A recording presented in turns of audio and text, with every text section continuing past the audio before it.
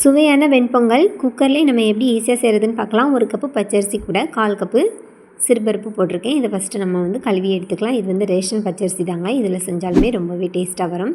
இப்போ இதுக்கு தேவையாக நல்லா கழுவி எடுத்து வச்சதுக்கப்புறம் நம்ம இதுக்கு தேவையான அளவு தண்ணி ஊற்றிக்கலாம். நான் 1 கப்பு பச்சரிசி எடுத்திருக்கேன். அதுக்கு நம்ம ஒரு 5 கப்பு தண்ணி ஊற்றிருக்கேன்.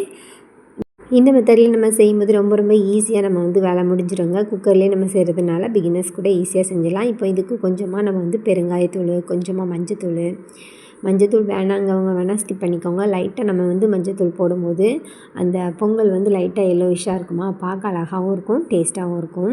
இப்போ இதுக்கு தேவையான அளவு உப்பெல்லாம் போட்டு நம்ம குக்கரை மூடி ஒரு 5 விசில் வச்சு எடுத்திருக்கேன். என்னோடய குக்கரில் 5 விசில் வச்சு எடுத்தால் கரெக்டாக இருக்கும்.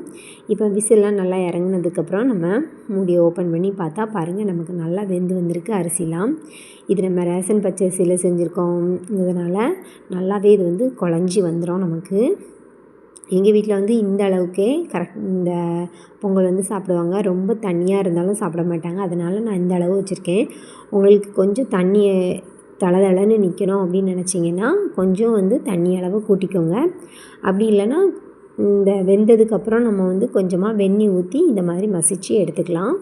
இப்போ பொங்கலுக்கு ஒரு தாளிப்பு கொடுத்துக்கலாம். கொஞ்சமாக எண்ணெய் கூட நெய் ஊற்றி நல்லா காஞ்சதுக்கப்புறம் ஜீரகம், மிளகுலாம் பொரியும் போது வெடிக்கோங்க. கொஞ்சம் தள்ளியே நின்றுக்கோங்க. அதுக்கப்புறம் தேவையான அளவு நம்ம முந்திரி பருப்பு போட்டு லைட்டாக ப்ரௌன் ஆனதும் கருவேப்பிலை போட்டு நம்ம தாளித்து பொங்கலில் ஊற்றிக்கலாங்க. அவ்வளோதாங்க, நமக்கு சுவையான வெண்பொங்கல் ரெடி ஆகிட்டு. இந்த சட்னி சாம்பார் கூட வச்சு சாப்பிட்றதுக்குலாம் ரொம்ப டேஸ்ட்டாக இருக்கும்.